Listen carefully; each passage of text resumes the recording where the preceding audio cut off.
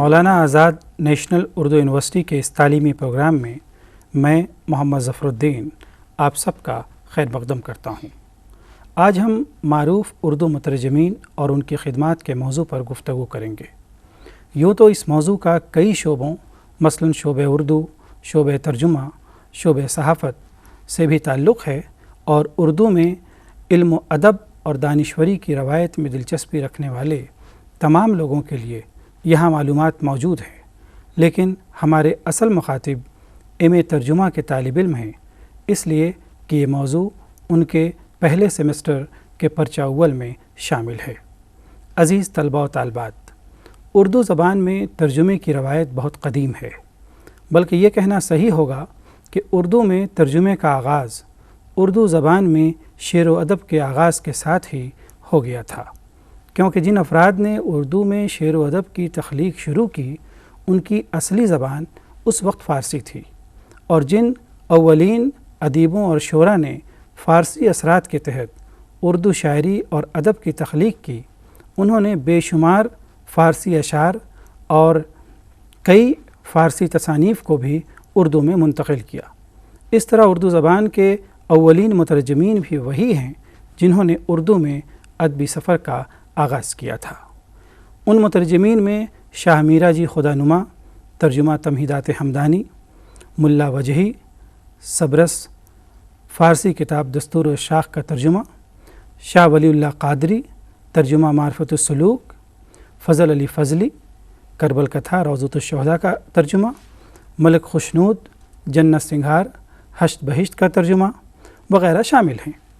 ان مترجمین اور ان کے ترجمہ کے سلسلے میں یہ بات ذہن میں رہنی چاہیے کہ یہ باقاعدہ مترجمین اور ان کے ترجمے باقاعدہ ترجمے نہیں تھے، بلکہ کتابوں کی تلخیص یا آزاد ترجمے تھے، اس لیے کہ ان کی یہ تخلیقات کبھی کبھی تبازاد تصنیفات کی حیثیت سے بھی دیکھی جاتی ہیں۔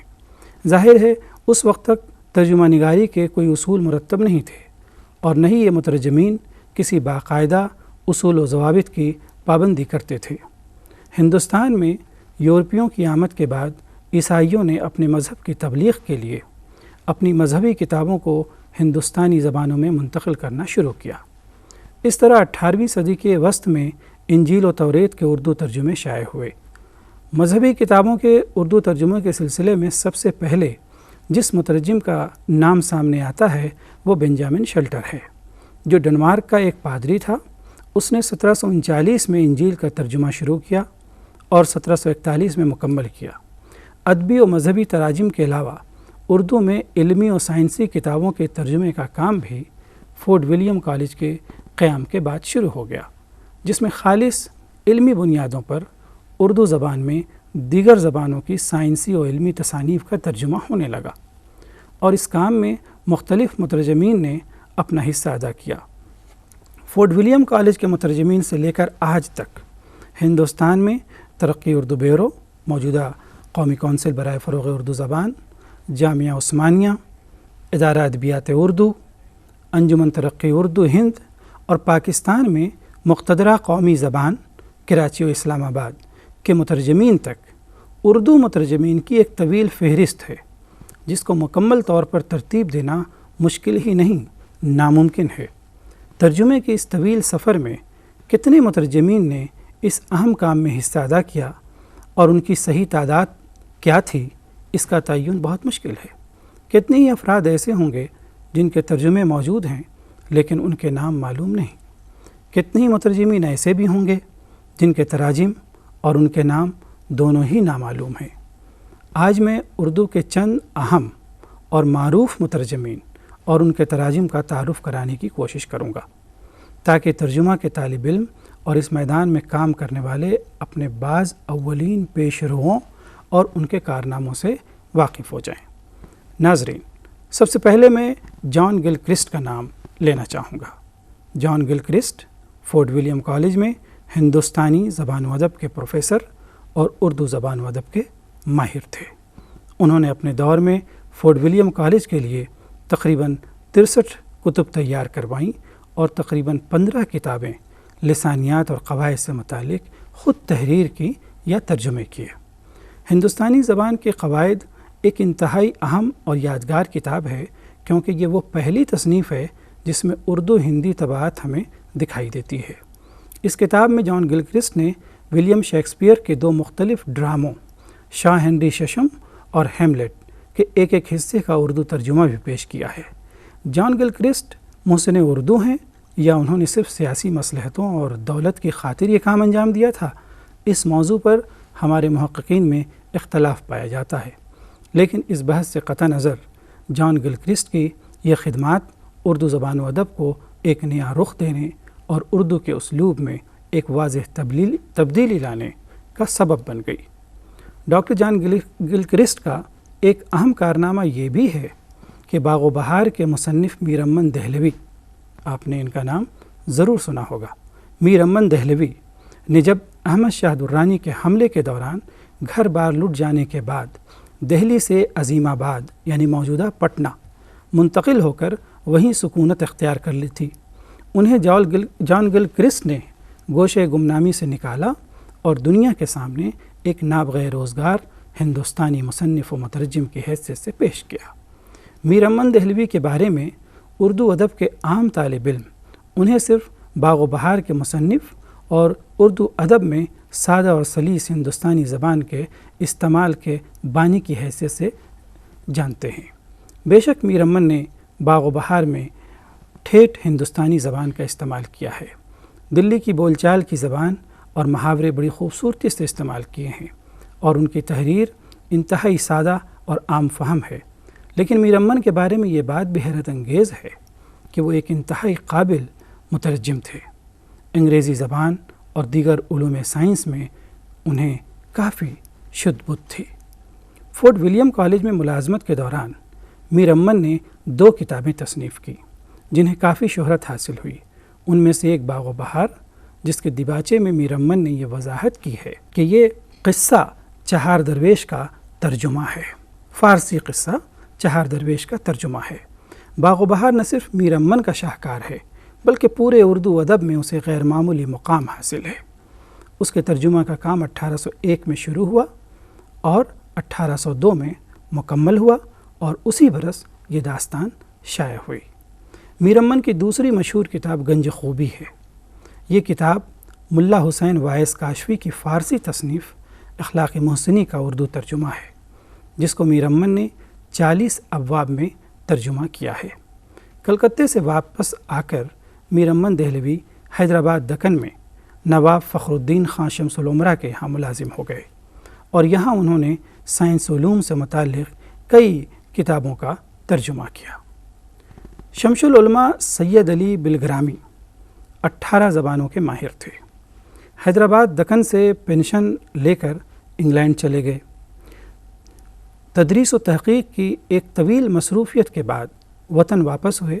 ان کے اردو تراجم میں 2 کو کافی مقبولیت حاصل ہے۔ ایک تمدن عرب جو اردو زبان میں اپنے موضوع پر ایک معروف کتاب ہے۔ تمدن ادب کے ترجمے پر رائے دیتے ہوئے ممتاز حسین لکھتے ہیں، یوں تو تاریخ اور تمدن کی بہت سی کتابوں کا ترجمہ اردو زبان میں ہوا ہے، لیکن جو صحت خیال، شگفتی بیان اور سلاست و روانی سید علی بلگرامی کی کتاب تمدن عرب میں ہے، وہ مشکل سے اس قبیل کی دوسری کتابوں میں ہوگی۔ دوسری کتاب تمدن ہند ہے، جسے سید علی بلگرامی نے راست فرانسیسی زبان سے ترجمہ کیا۔ ان کی وفات کے بعد یہ کتابی صورت میں شائع ہوئی۔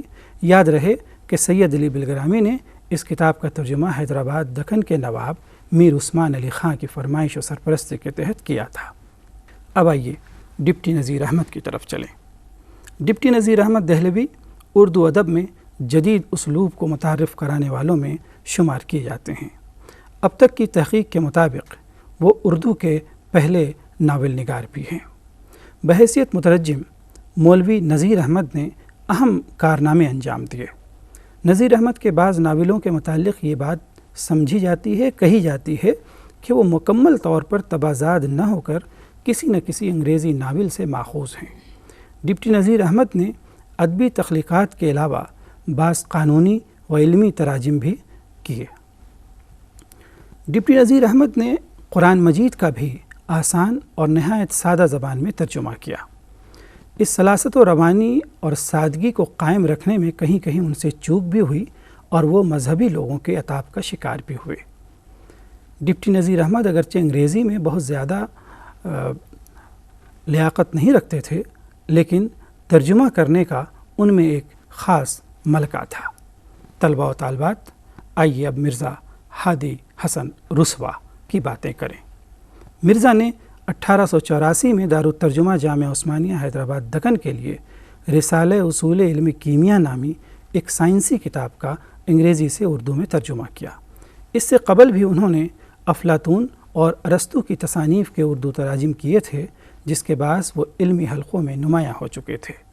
انہوں نے اپنی زندگی کے آخری ایام میں بھی دارالترجمہ جامعہ عثمانیہ میں فلسفہ کی کتابیں ترجمہ کیں۔ اس طرح مرزا رسوا کی علمی و تصنیفی زندگی کا آغاز بھی ترجمے سے ہوا اور اس کا اختتام بھی ترجمے سے ہوا۔ زمیندار کے مدیر مولانا ظفر علی خان ایک بلند پایہ صحافی، ادیب اور شاعر تھے۔ ترجمہ کے حوالے سے ان کی معروف کتاب مارکہ مذہب و سائنس مطبوعہ 1810 ہے۔ یہ انگریزی کتاب history of the conflict between religion and science کا اردو ترجمہ ہے۔ چونکہ ظفر علی خان ایک بلند پایہ انشا پرداز تھے، اس لیے ترجمے میں کہیں کہیں اس کی جھلک بھی نظر آتی ہے۔ ظفر علی خان نے اس کتاب میں اصطلاحات کو وضع کرنے اور عبارت آرائی یا برجستگی زبان کو برقرار رکھنے میں اپنی اعلیٰ صلاحیتوں کا مظاہرہ کیا ہے۔ اس وجہ سے وہ ایک بہترین اور معیاری مترجم کی حیثیت سے سامنے آتے ہیں۔ مولانا ظفر علی خان نے منظوم تراجم بھی پیش کیے ہیں۔ رسالہ مخزن اپنے وقت کا کافی مشہور و مقبول رسالہ تھا۔ مخزن کے پہلے شمارے میں، جس میں علامہ اقبال کی نظم ہمالیہ چھپی تھی، اسی میں مولانا ظفر علی خان نے ٹینیسن کی نظم ندی کا راگ کا ترجمہ بھی پیش کیا تھا۔ مولانا نے بعد میں ورڈسورتھ کی ایک اور نظم وفا کو بھی اردو میں منتقل کیا۔ اس کے علاوہ مولانا ظفر علی خان نے مغربی ناولوں کا بھی اردو میں ترجمہ کیا تھا۔ انہوں نے لارڈ کرزن کی کتاب گارڈن آف پرشیا کا ترجمہ خیابان فارس کے نام سے کیا تھا، جس کے بارے میں مشہور ہے کہ لارڈ کرزن نے خوش ہو کر اپنی واکنگ اسٹک انہیں انعام میں دے دی تھی۔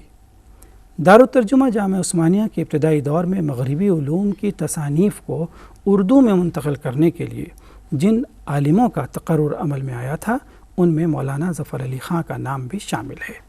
ان سے متعلق اظہار خیال کرتے ہوئے عبد المجید سالک نے کہا تھا، دیکھیے کتنی خوبصورت بات کہی تھی انہوں نے، انگریزی زبان کے صدہا محاورات، ہزارہ الفاظ، بے شمار فقرات اس ہماگیر انشا پرداز کے کمال ترجمہ کی بھٹی سے کندن بن کر نکلے اور اردو کی جبین ناز کا زیور بن گئے۔ سر سید احمد خان، آپ نے ان کا نام ضرور سنا ہوگا، علی گڑھ مسلم یونیورسٹی انہی کی قائم کردہ ہے، یا اس کا خواب انہوں نے ہی دیکھا تھا۔ تو سر سید احمد خان ہندوستان میں تعلیمی اور سماجی انقلاب کے داعی تھے۔ انہوں نے جہاں مسلمانوں میں مغربی تعلیم کو عام کرنے کے لیے سرگرم جدوجہد کی، وہیں اس کی راہ میں حائل رکاوٹوں کو دور کرنے کی بھی کوشش کی جو زبان کے سبب حائل تھیں۔ اردو زبان کو مغربی و سائنسی علوم سے مزین کرنے کے لیے سر سید احمد خان نے سائنٹیفک سوسائٹی قائم کی تھی، جن سے مختلف علوم و فنون کی کتابوں کو اردو زبان میں منتقل کرنے کا کام انجام دیا۔ سوسائٹی کے مترجمین میں دیگر افراد کے علاوہ خود سر سید احمد خان بھی شامل تھے۔ سید ہاشمی فرید آبادی دارالترجمہ جامعہ عثمانیہ کے سررشتہ تالیف و ترجمہ کے اولین ارکان میں شامل تھے۔ سید ہاشمی فرید آبادی ایک اچھے مترجم اور انشا پرداز تھے، بلکہ وہ ایک اچھے مترجم ہونے کے لیے یہ شرط بیان کرتے ہیں کہ مترجم کو ایک اچھا انشا پرداز بھی ہونا چاہیے۔ سید ہاشمی فرید آبادی کی ترجمہ کی ہوئی کتابیں تاریخ یونان، اندرون ہندوستان اور سوانح سکندر اعظم بہت معروف ہیں۔ ڈاکٹر محمود حسین نے سماجی علوم کی مشکل ترین کتابوں کے معیاری اردو تراجم کیے ہیں۔ ان کے تراجم میں نکولو میکاولی کی مشہور زمانہ تصنیف پرنس شامل ہے، جس میں سیاسیات کے اصول اور حکومت کرنے کے گر بتائے گئے ہیں۔ ان کے ترجمہ معاہدہ عمرانی کے بارے میں پروفیسر علی احمد سرور نے لکھا ہے کہ سماجی علوم میں جو قابل قدر ترجمے ہوئے ہیں ان میں ڈاکٹر محمود حسین کا کیا ہوا روسو کے معاہدہ عمرانی کا ترجمہ بھی شامل ہے۔ مضمون کے مشکل ہونے کے باوجود ڈاکٹر محمود حسین نے اس کتاب کا بڑا رواں ترجمہ پیش کیا ہے۔ تیرتھ رام فیروز پوری ایک نام یہ بھی ہے ترجمے کی تاریخ میں۔ انہوں نے ناولوں اور افسانوں کے تراجم کافی بڑی تعداد میں کیے ہیں۔ انہوں نے تقریباً 136 ناولوں کا اردو ترجمہ کیا۔ اس کے علاوہ مختلف افسانے اور آپ بیتیاں بھی ہیں۔ ان کے تراجم میں خونی چکر، خونی تلوار، خونی ہیرا وغیرہ شامل ہیں۔ اگرچہ تیرتھ رام فیروز پوری کا نام معیاری مترجمین میں شامل نہیں کیا جاتا ہے، لیکن چونکہ انہوں نے بہت بڑی تعداد میں ترجمے کیے ہیں اس لیے ان کا نام اس فہرست میں عام طور پر شامل رہتا ہے۔ یعنی ترجمے بڑے اعلیٰ پایہ کے نہیں کرتے تھے، لیکن انہوں نے کام اتنا کیا کہ ان کو نظر انداز کرنا ممکن نہیں ہے۔ ڈاکٹر سید عابد حسین اردو کے ایک معروف مترجم ہیں جنہوں نے فلسفہ، سماجی علوم اور سوانح عمریوں کا اردو ترجمہ کیا۔ ڈاکٹر سید عابد حسین نے دارالترجمہ جامعہ عثمانیہ میں بھی جز وقتی مترجم کی حیثیت سے خدمات انجام دیں۔ عابد حسین نے کانٹ کی کتاب کا ترجمہ تنقید عقل محض کے نام سے کیا۔ اس کے علاوہ انہوں نے مہاتما گاندھی کی خود نوشت کا ترجمہ تلاش حق کے نام سے 2 جلدوں میں کیا، جو پہلی مرتبہ مکتبہ جامعہ دہلی سے 1938 میں شائع ہوا۔ عابد حسین کا دوسرا مشہور ترجمہ پنڈت جواہر لال نہرو کی آپ بیتی میری کہانی کا ترجمہ ہے، جو 1936 میں مکتبہ جامعہ سے ہی شائع ہوا۔ انہوں نے انگریزی سے افسانوں کا ایک ترجمہ بھی پیش کیا جو محبت کی مسیحائی کے نام سے 1944 میں لاہور سے شائع ہوا۔ گاندھی جی بادشاہ خاں کے دیس میں گاندھی جی کا سفر نامہ ہے، جسے پیارے لال نے انگریزی میں لکھا۔ ڈاکٹر عابد حسین نے اس سفر نامے کو انگریزی سے اردو میں منتقل کیا۔ انہوں نے جان ولف گوئٹے کی کتاب کا ترجمہ براہ راست جرمن سے اردو زبان میں کیا۔ یہ کتاب ساہتیہ اکیڈمی دہلی نے پہلی بار 1945 میں شائع کی۔ مکالمات افلاطون دا ڈائلاگ آف پلیٹو کا اردو ترجمہ ہے، جسے انجمن ترقی اردو ہند نے 1942 میں شائع کیا تھا۔ اردو میں ادبی ترجموں اور فن ترجمہ پر کافی عبور رکھنے والے ادیب محمد حسن عسکری نے اردو میں ترجموں کے سلسلے میں غیر معمولی حصہ ادا کیا ہے۔ محمد حسن عسکری نے نہ صرف اردو میں ترجمے کیے بلکہ اردو ترجمہ نگاری کے متعلق اپنے خیالات بھی پیش کیے۔ اپنے ایک مضمون میں محمد حسن عسکری لکھتے ہیں، آج کل ترجموں کی ضرورت شدت سے محسوس کی جا رہی ہے اور کچھ بھلے برے ترجمے بھی ہو رہے ہیں، لیکن ترجموں کا ہونا یا نہ ہونا ایسی بات نہیں ہے۔ سوچنے کی بات یہ ہے کہ ان سے ہمارے تخلیقی ادب پر کیا اثر پڑ سکتا ہے۔ محمد حسن عسکری نے جو ترجمے بھی کرتے تھے اور ترجمے سے متعلق بڑی واضح رائے بھی رکھتے تھے، جن کے کیے ہوئے ترجموں میں میں ادیب کیسے بنا، مادام بورائی، ڈاچی ڈک، آخری سلام، سرخ و سیاہ وغیرہ قابل ذکر ہیں۔ انہوں نے انگریزی کے ساتھ فرانسیسی سے براہ راست تراجم بھی کیے ہیں۔ ابن انشا نے انگریزی سے اردو زبان میں افسانوں اور سفرناموں کا ترجمہ کیا ہے۔ انہوں نے مشہور افسانہ نگار ایڈگر ایلن پو کی کہانیوں سانس کی پھانس، وہ بیضوی تصویر، عطر فروش دوشیزہ کے قتل کا معمہ، اندھا کنواں وغیرہ کے ترجمے کیے۔ مولوی عنایت اللہ دہلوی دارالترجمہ حیدرآباد میں ڈاکٹر عبدالحق کے بعد سربراہ مقرر کیے گئے۔ دارالترجمہ حیدرآباد میں ادب کے موضوع پر کوئی ترجمہ نہیں ہوا، لیکن مولوی عنایت اللہ دہلوی نے مغربی ادب سے کئی بہترین تصانیف کا اردو میں ترجمہ کیا۔ ان کے معروف تراجم میں Julius Caesar, Romeo Juliet, Zulfi اور تیمور شامل ہیں۔ عبد الماجد دریابادی اردو کے ایک معروف انشا پرداز اور دینی و ادبی مصنف ہیں۔ ترجمہ کے اعتبار سے عبد الماجد دریابادی کا مقام اس طرح متعین کیا جا سکتا ہے کہ وہ دارالترجمہ جامعہ عثمانیہ میں مقرر کردہ اولین مترجمین میں شامل تھے، جن کے ذمے نفسیات اور تاریخ کی کتابوں کا ترجمہ تھا۔ دارالترجمہ جامعہ عثمانیہ کی جانب سے شائع کردہ سب سے پہلی کتاب منطق الاستخراجی و استقرائی تھی، جس کا ترجمہ مولانا عبدالماجد دریابادی نے کیا تھا۔ یہ کتاب 1919 میں شائع ہوئی۔ اس کے علاوہ انہوں نے دارالمصنفین اعظم گڑھ کے تحت بھی 2 کتابیں ترجمہ کی، جن کے نام فلسفہ حیات اور مکالمات برکلے ہے، جو علمی تراجم کا ایک اچھا نمونہ ہے۔ عزیز احمد ایک بڑا نام ترقی پسند تحریک کے حوالے سے، وہ ترقی پسند تحریک سے متاثر اور ایک معروف ادیب ہیں، جنہوں نے ناول، تنقید اور افسانہ نگاری میں طب آزمائی کی۔ عزیز احمد نے اردو زبان و ادب میں نئے رجحانات کے فروغ کے لیے مغرب سے مختلف تصانیف کا اردو میں ترجمہ بھی کیا اور کامیاب ترجمہ کیا۔ ان تراجم میں تنقید سے متعلق کتابیں بھی ہیں اور ناول و ڈرامہ بھی۔ عزیز احمد کا سب سے معروف ترجمہ ارسطو کی کتاب پوئیٹکس، فن شاعری کا اردو ترجمہ ہے۔ سید نصیر حیدر نے موپاسا کے فرانسیسی افسانوں کو براہ راست یا انگریزی کے ذریعے اردو میں پیش کیا ہے۔ موپاسا فرانسیسی زبان کا ایک معروف افسانہ نگار تھا۔ موپاسا کھری حقیقت نگاری کے لیے معروف تھا۔